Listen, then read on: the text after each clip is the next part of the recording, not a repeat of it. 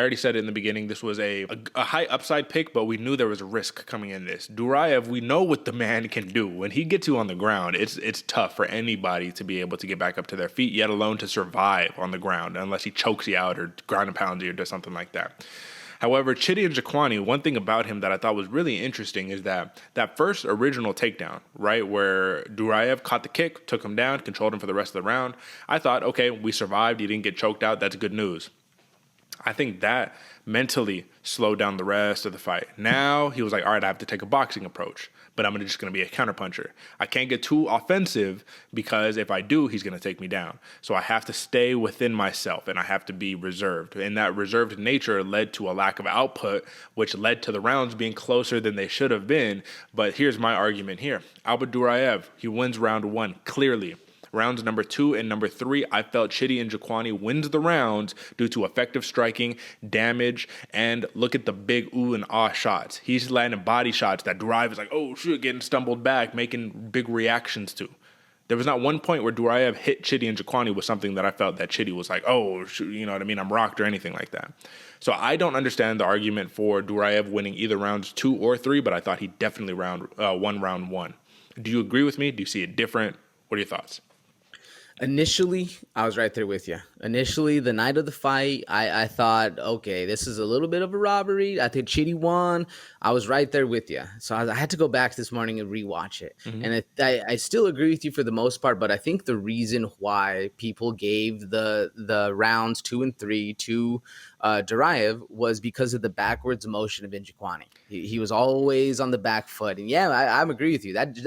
That right there shouldn't matter unless it becomes a thing where you're always on the back foot and the guy's pushing you up against the cage and then you're in trouble because of you on the back foot. But if you're just on the back foot the whole time and the guy's not cutting off the angle, it shouldn't matter. That being said, I do think it played into at least the eye test because not really much else happened.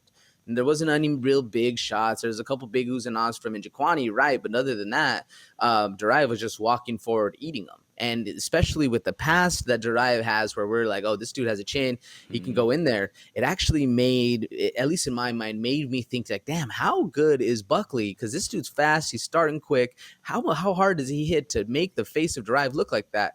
Where Njokuani, he's teeing off. He's hitting you with some nasty shots.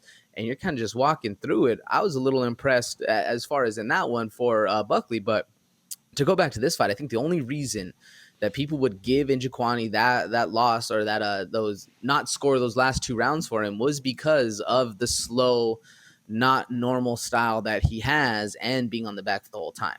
Now, do I agree with that? No, but what do you think, Derek? You know what, man? Like, you're making a fair point, I suppose you can say, but I do think that one of the real issues here is that why do you win a round based off of pressure alone? If you're not doing anything really effective with the pressure, why does the pressure matter? And that's the thing. Njokuani was on the back foot, but he was counter-striking very effectively, right? So if you're going tit for tat, round 2, they have Albert Duraev outlanding Njokuani 16-14. But if you actually go back and watch the fight, there were bigger moments by Njokuani. There were harder landed, stinging shots, right? There were those body kicks that were just clapping off of Duraev. But they say, like, because even a dude on Twitter, he had been like, I was like, well, what argument is there for rounds 2 and 3? And they're all like, well, damage shouldn't really matter because nothing really happened in the round, but Duraev was walking him down, so that's why he wins. And I'm like, is that enough? Is that enough? And that's why I say, okay, well, if every fighter who just pressures their opponent wins, we're going to have a lot of really wacky scorecards here. Because look at that Macy Barber fight against Jessica Ai, where she clinched her up against the cage the entire fight, right? Well, why doesn't Jessica Ai win the fight? She had more pressure. She was dominating the pace of the fight.